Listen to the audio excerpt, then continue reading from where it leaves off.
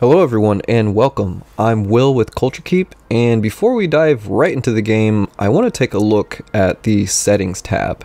And honestly, settings can, make it or break it for players, especially if you're spending a lot of time doing all kinds of craziness. If you want to make things a little bit less time consuming, a little bit easier, the settings are super powerful. So definitely take a look at this if the game is just, well, if it's too much for you, or if you just want to experience the game in a certain way. But I will be playing as a solo survivor. I'm also playing on the Xbox One, but you definitely have access to these settings on all the platforms this game is available on.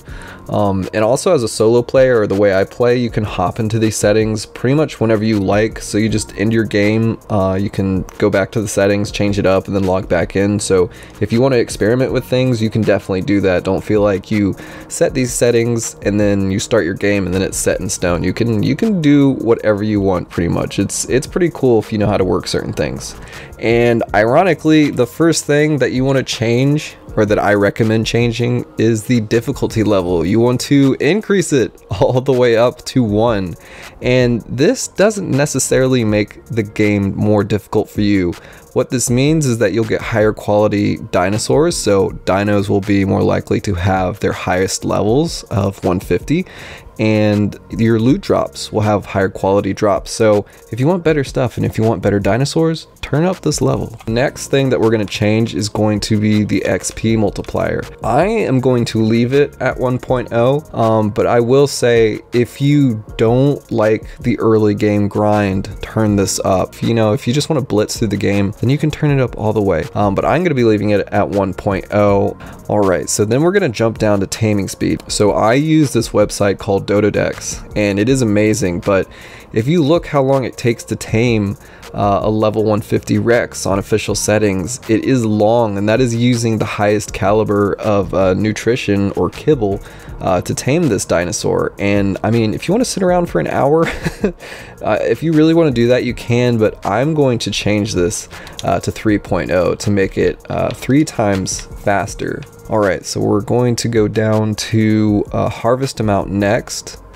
Now this, in my opinion, 1.0 is so low, and I like to build, so I am constantly like harvesting and gathering all kinds of things, rocks, wood, you name it. You know how it is if you're a builder, so I'm going to turn this up to 2.5. Still, you're still gonna have to grind, especially if you're doing like bigger builds, which some builds are so big I wouldn't even recommend doing it on a solo, but this allows it so that you're not spending all your time just gathering resources to build like 2 walls. It definitely helps just make the play a little bit better, in my opinion. Probably the most obvious one you want to make sure is checked is allow third-person camera. I don't know why you wouldn't like that. It's really good just to get all kinds of visuals and just a different experience all around. Let me know how you guys feel about this. Is the Crosshair Ability. This I leave off. I do not check this box. It's going to make aiming easier, but I kind of like to take it off, just make it a more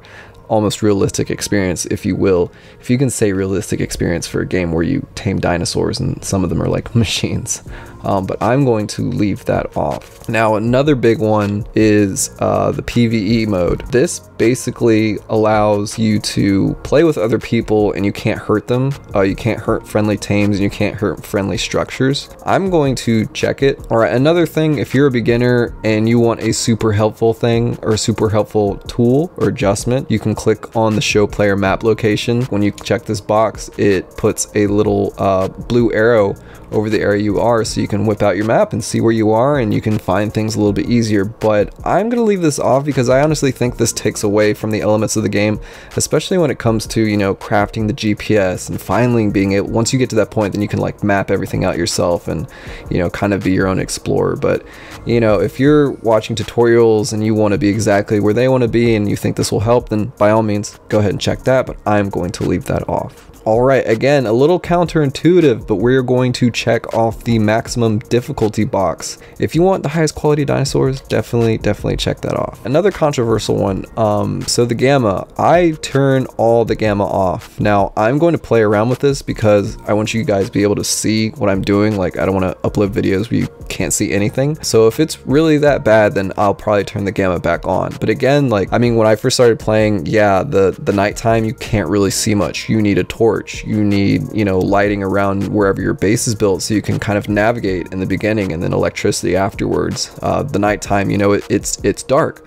But if you don't like that experience, then you can turn the gamma on to see a little bit better at night. But I'm going to leave it off for now. But again, we'll see that. One of the biggest boxes that can change the experience completely.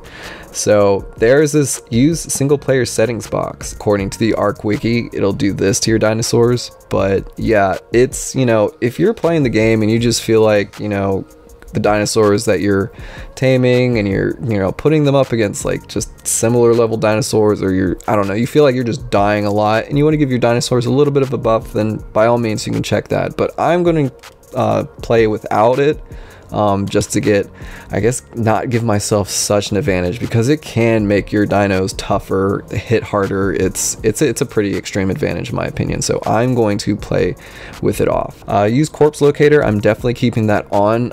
I tend to die a lot. I have gotten better, thank goodness, because I used to die like every single time I went out. In regards to that, I definitely like to see a little beacon of light as to where my corpse or the last place that I died. So if I'm carrying something loot, like if I have a mastercraft or ascendant item and I'm just like, oh gosh, I have to get that back, I have a better chance of getting that. And I am a builder. I love to build in this game. So the next two boxes, disable structure placement and allow multiple platform floors, I'm going to check both of those boxes, and that's going to allow you to build pretty much all over the place in all kinds of things in all kinds of ways. So definitely recommend checking those, because there's a lot of building in this game. People have built some amazing things. It takes some time, but I don't mind, like farming and building and taming and breeding. That's how I like to play. All right, and then the last one on general settings that I'm going to check is allow unlimited respect. So basically you can kind of start your character over with the points that you're allotted. If you don't have this checked, you have to wait until a certain level to do it, but with this box checked, you can basically do it whenever you want to, as many times as you want to.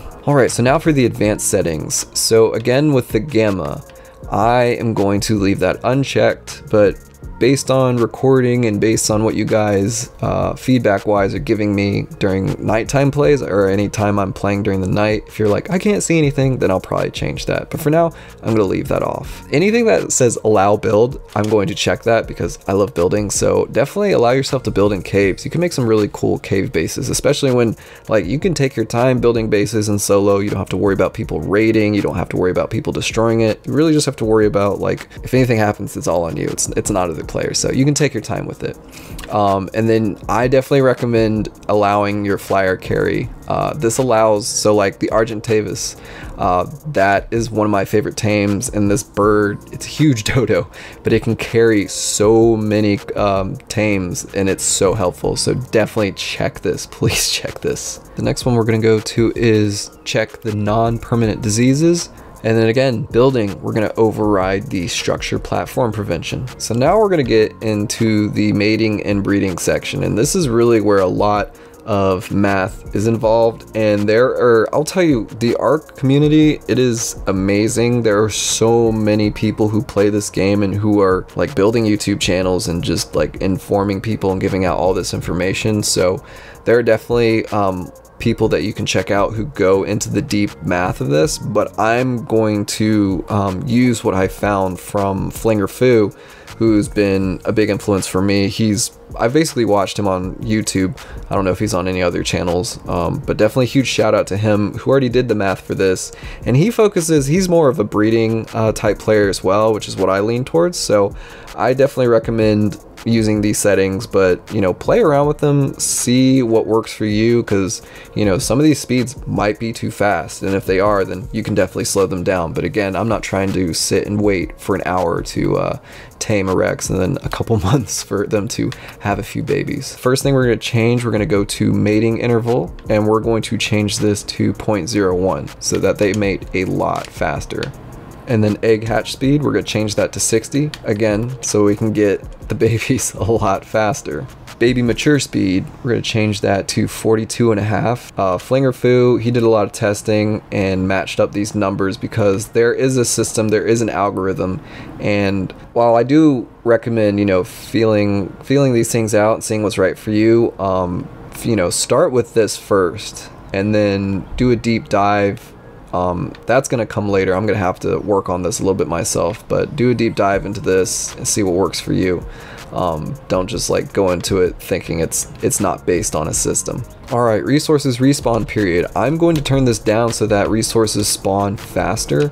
Again, I like to build, I go through a lot of resources. I need those things to spawn a lot faster, so I'm going to turn that to 0.3. Here is where there's a ton of math involved, and I left it all to Phlinger Phoo. So you want to go to your baby cuddle interval multiplier, and then this is based on the other numbers used, the mating interval, the egg hatch speed, the baby mature speed, all that stuff. I like how they throw resources respawn period into there and then go into this. But for the baby cuddle interval multiplier, you're going to turn that into 0.035, and this will allow you to have the best effectiveness with imprints. Daytime and nighttime. Again, you know, I remember first playing and nighttime was not very fun. It was not very forgiving. So I usually prefer to play with these on the default 1-to-1, but again with recording I am going to change it so that daytime is longer. Most of the things that I'm going to be doing are probably going to be better visible during the day, and with that extended, that's just going to help me record a lot more during the day when I'm doing things. So I'm going to change the day cycle speed to 0.5.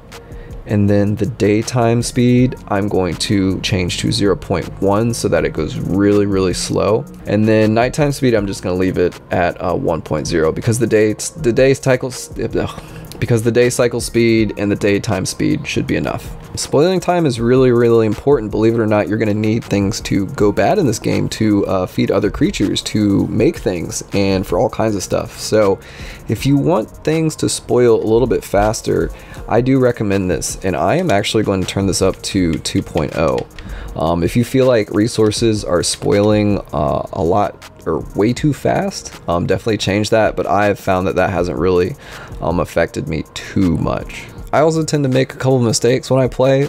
Sometimes I'll click on things and drop them and I didn't mean to, and then I'll be like, wait, did I just drop that? So I like to give myself a little bit of a grace period, so I'm going to turn up the item decomposition time. Let me say that again. I'm going to turn up the item decomposition time to 1.5, and then I'm also going to do the same thing with the corpse decomposition time, because again, just a little bit of a grace period. If you make a mistake, it goes a long way, especially if you've put in a lot of work and then you die. I'd rather have a little bit of a grace period to make up for it than to just lose everything right off the bat. Again, something for builders, what I recommend is going to no resource radius players and turning this up to 4.0, so that way resources respawn in a much larger area around you. So if you're doing a lot of stuff at your base, not really traveling around, things will still grow around you versus you having to go travel there and then they start growing. All the stats I do not change. I like to leave these where they are, but I mean, again, you can turn these all the way up for your tame dinos and just like completely blitz and wreck the game, but I'm going to leave them where they're at for now. And I'm also going to make sure, if you've ever seen somebody record or make a video about Ark and they've had like damage numbers show up, that's the floating damage check. Wow. That's the floating, geez, I can't talk. That's the show floating damage text. So you definitely, if you want to see that, which I definitely recommend, it's kind of like a benchmark if you want to see how strong your dinosaurs are, definitely recommend checking that. And then allow custom recipes, that deserves its own video, but you definitely want to check that. And then we're also going to allow raid dino feeding. This way our giant dinosaurs like the Giga and the Titanosaur, they'll eat food and they'll stay alive. And that's pretty much it for the settings over here on this left column. And then again, this middle column, and I'm playing on the Xbox One, so it might look a little different. I think it'll only look different if you have mods on the right hand side.